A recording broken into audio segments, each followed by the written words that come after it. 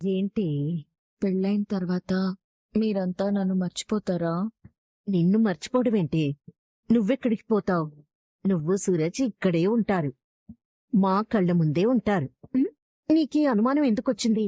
ఏమో మమ్మీ, పెళ్ళైన తర్వాత ఆడపిల్ల జీవితం ఎలాగైనా మారొచ్చు. నన్ను మీరు ఎంతో ప్రేమగా పెంచారు.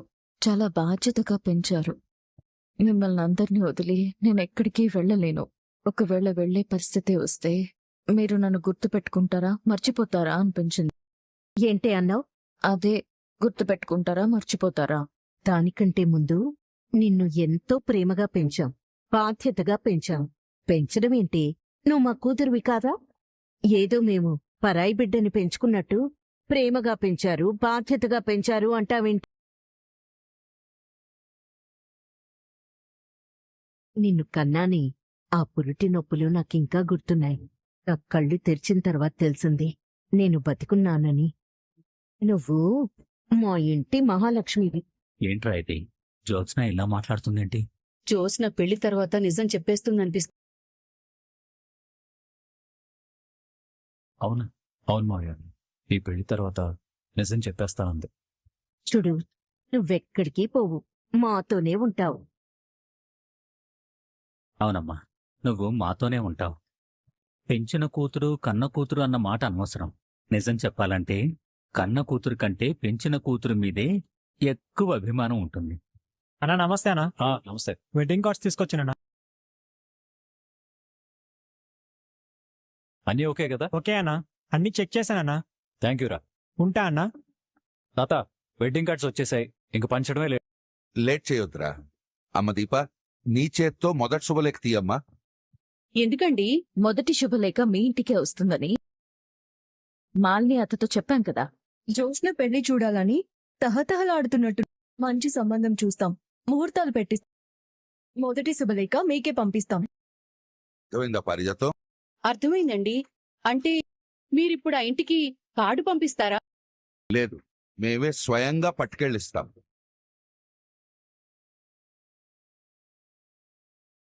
దీపా, ఈ 3 రోజుల్లో మనం ఏం చేయాలో లిస్ట్ మొత్తం రాశాను.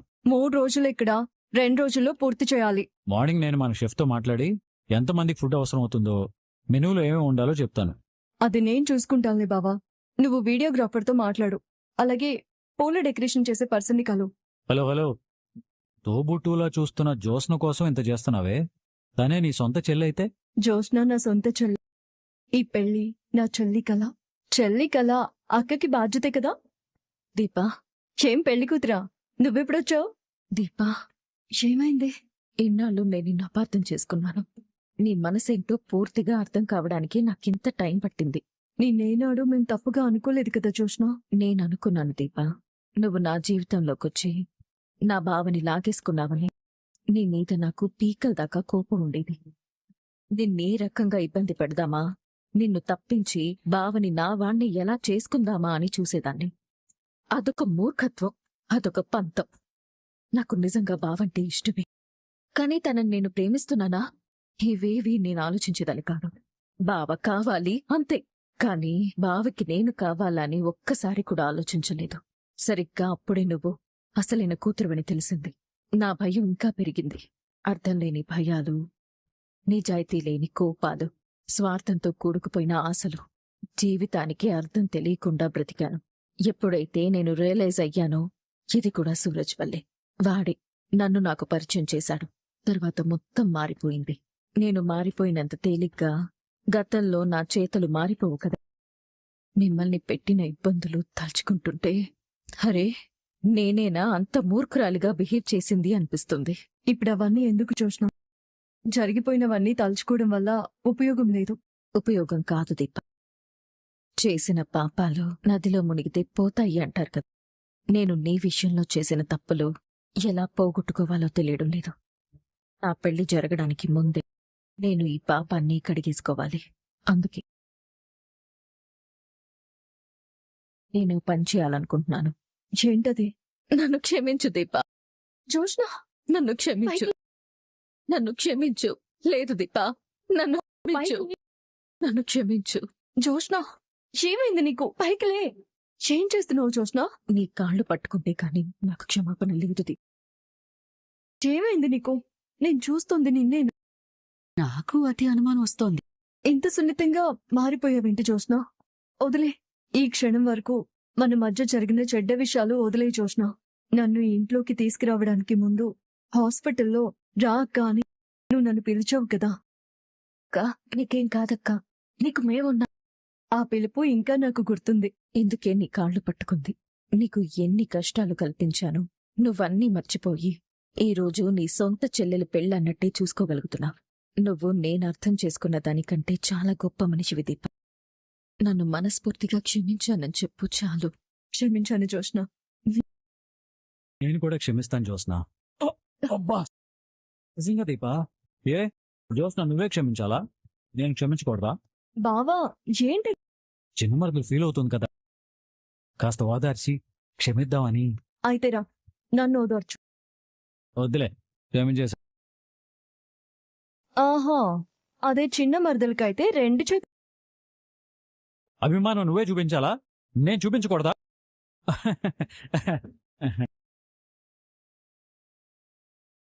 అమ్మో అమ్మో అమ్మో, చిచి, ఈ ఘోరం నుంచి ఏమైందండి? ఏమవుతుంది బాబు?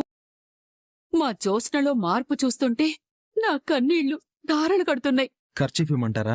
వద్దులే బాబు, చీర కొంగు చాలు. జ్యోత్స్న మార్పు మీకు నచ్చట్లేదనుకుంటాను. ఎందుకు నచ్చదు బాబు?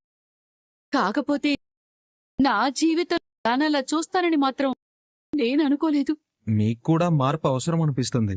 మిమ్మల్ని కూడా మార్చేయమంటారా? వద్దులే బాబు, నన్నీలా ఉండని, నాకిదే చాలు.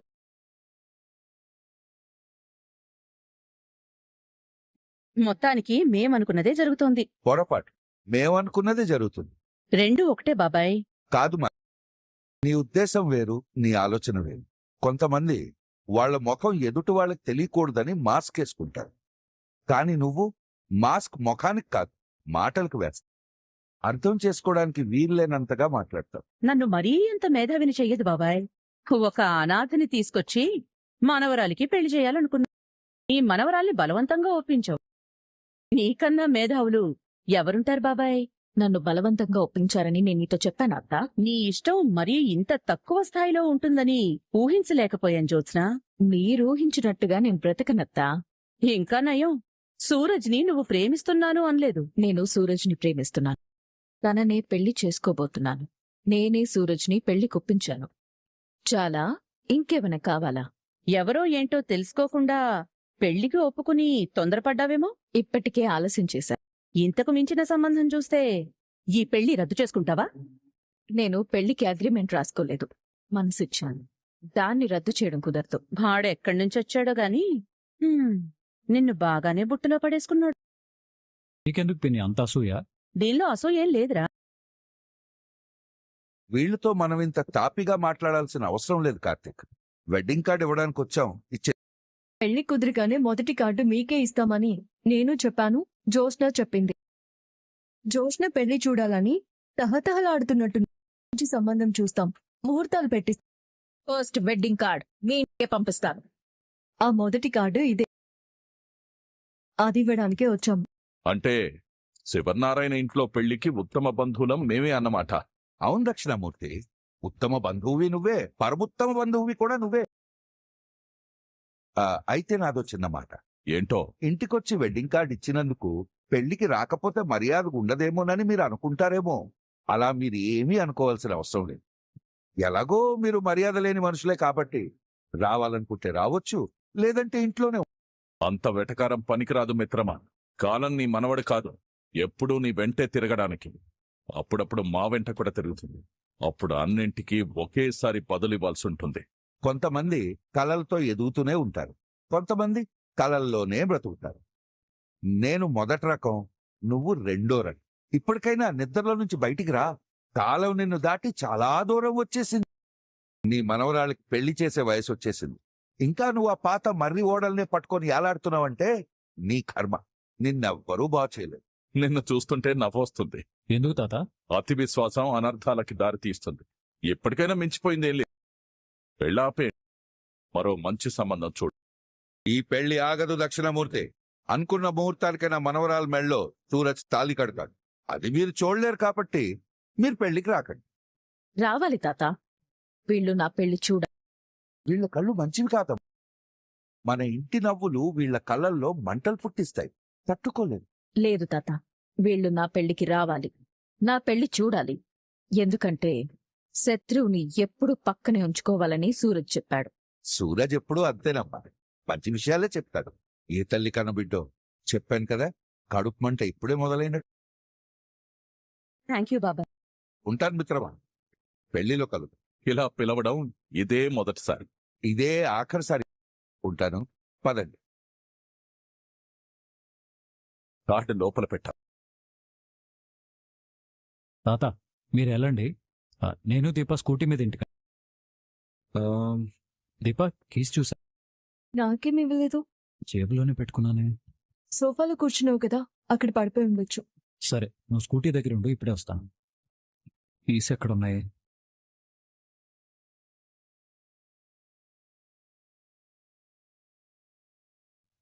సూరజ్నే చూశాను.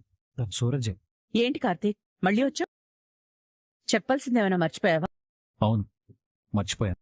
రేయ్ కార్తీక్, ఆగరా, ఎక్కడికెళ్తున్నావురా? ఎస్, సూరజ్ ఇక్కడే ఉన్నాడు.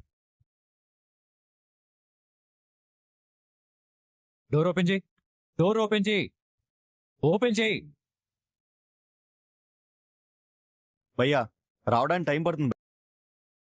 ఏంటి భయ్యా తలుపు అంత బలవంతంగా నెట్టారు? నువ్వెందుకు తలుపు క్లోజ్ చేసుకుని లోపల ఫోన్ మాట్లాడుతున్నావు? వర్క్ ఎవరికి డిస్టర్బ్ ఉండకూడదని డోర్ వేశాను భయ్యా. ఏం వర్క్ చేస్తున్నావు? నేను ఏసీ రిపేర్ చేసేవాడిని భయ్యా.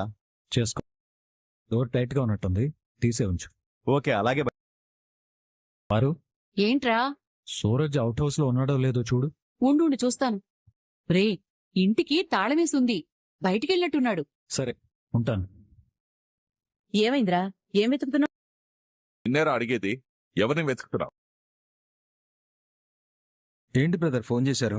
ఎక్కడున్నావు? బస్ స్టాండ్ పక్కనున్న టీ స్టాల్ దగ్గర ఉన్నాను. చాయ్ తాగుతున్నాను. ఏంటి బ్రదర్, నాతో ఏమైనా పనుందా? ఏం లేదు. పనుంటే చెప్పు బ్రదర్, నేను కలుస్తాను. నేను తర్వాత చేస్తాను. కార్తీక్ ఏమైంది? ఏం లేదు పిన్ని, ఎవరో తెలిసిన వాళ్ళు కనిపించినట్టు అనిపిస్తే వెళ్ళాను. ఒట్టి అనుమాన పక్షిలా ఉన్నాడు. అవును మామయ్య గారు, వీళ్ళతో మనం జాగ్రత్తగా ఉండాలి. ఏం పెళ్లి కొడుకు గారు, బట్టలు ఐరన్ చేసుకుంటున్నారేంటి? ఏ చేసుకోకూడదా? అంటే రేపే మన పెళ్లి కదా, నువ్వింకా రెస్ట్ తీసుకుంటూ ఉంటావేమో అనుకున్నాను. రెస్ట్ తీసుకోవడం అంటే అన్ని పనులు మానేసి కూర్చోవడం కాదు, అవసరమైన పనులు మాత్రమే చేసుకోవడం. అవసరమైన పనులంటే బట్టలు ఇస్త్రీ చేసుకోవడమా? బ్యాచులర్ లైఫ్ లో బట్టలు ఇస్త్రీ చేసుకోవడం కూడా అవసరమైన పనే. కానీ రేపే మన పెళ్లి. అబ్బాయి జీవితంలో ఇంతకంటే అవసరమైనవి చాలా ఉంటాయి. ఏంటో అవి? ఇన్ని రోజులు ఎక్కడో ఒక చిన్న అనుమానం వచ్చినట్టు అనిపించింది, కానీ ఈ రోజు మాత్రం పక్కా 100% క్లారిటీ వచ్చిందండి. అక్కడ కార్తీక్ చూసింది సూరజ్నే, కానీ సూరజ్ తెలివిగా సేమ్ అలాంటి డ్రెస్సే అక్కడ ఏసీ రిపేర్ పర్సన్కి ఉండేటట్టుగా క్రియేట్ చేశాడు. అఫ్కోర్స్ సూరజ్ తెలివితేటలకు ఇది పెద్ద మ్యాటరే కాదు, కానీ మాలిని కొడుకు ఈ రోజు అనేది క్లారిటీగా అర్థమైపోయింది. 100% కన్ఫర్మ్. ఎక్కడో అంటే ఉన్నా కూడా ఎక్కడో వచ్చిన డౌట్, అవునా కాదా అని ఒక 1% డౌట్ ఉంటాయి. ఆ 1% కూడా ఈరోజు క్లియర్ అయింది. మరి ఈ పెళ్లి జరిగితే మాత్రం ఖచ్చితంగా సీరియల్ ఒక మంచి మలుపు అయితే వస్తుంది అనిపిస్తుంది. మీకేమనిపించింది అనేది కూడా ఖచ్చితంగా కమెంట్ చేయండి. Please like and subscribe friends. Thank you అండి.